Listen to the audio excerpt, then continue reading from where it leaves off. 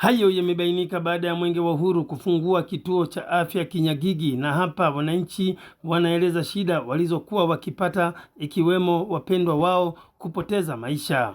Kwanza tulikuwa tunajifungulia nyumbani kwa shida sana.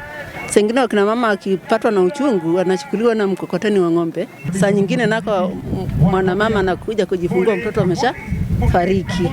Kwa hiyo kituo tulio kijengewa hapa kinatusaidia sana kuokoa uhai wa kina mama na watoto. Kwa tukitoka mbali kabisa hapa, tunatoka hapa mpaka Ilongero au mjini, na pia imewarahisishia pia kwa sababu kuna wamama wengi walikuwa wanakufa kwa sababu ya kituo cha kutokuwepo kwa zahanati ambayo ina vipimo vile ambavyo vinahitajika. Akiweka mawe ya msingi na kuzindua miradi, kiongozi wa mbio za Mwenge kitaifa Wazo Mwangonda, pamoja na kufurahishwa na ujenzi huo, anasisitiza amani ili nchi iweze kukamilisha miradi iliyobaki kwa wakati. Na leo hapa tumeshuhudia jile lengo la Mheshimiwa Rais kwamba Watanzania wapate huduma za afya katika maeneo yao ya karibu, tena zile huduma za afya ambazo ziko bora za kibingwa.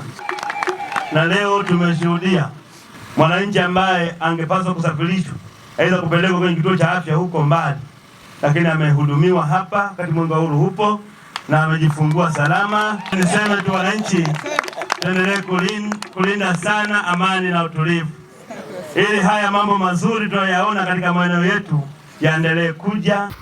Akisoma taarifa ya ujenzi wa kituo hicho, mganga wa halmashauri ya wilaya ya Singida Daktari Dorisila John amesema kituo hicho kimejengwa kwa gharama ya zaidi ya shilingi milioni 341. Wananchi kiukweli wamepunguziwa adha kwa sababu awali walikuwa wanatembea umbali wa zaidi ya kilomita 40 mpaka 50 kutafuta huduma hii.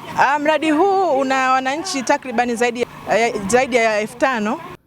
Awali akipokea Mwenge wa Uhuru kutoka kwa mkuu wa mkoa wa Manyara Queen Sendiga, mkuu wa mkoa wa Singida Halima Dendego amesema miradi 47 ya shilingi bilioni 46.6 itawekewa mawe ya msingi na kuzinduliwa.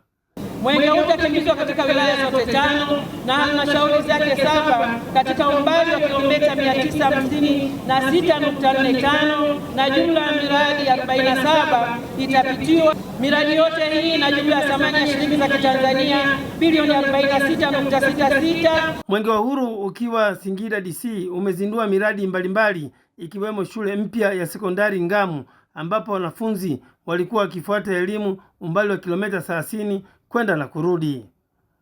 Kutoka hapa katika kijiji hichi cha Kinyagigi, ambapo leo rasmi kituo cha afya kimezinduliwa na kuwa msaada mkubwa kwa wananchi wa kijiji hichi, ni mimi Alisante Mkumbo wa ITV.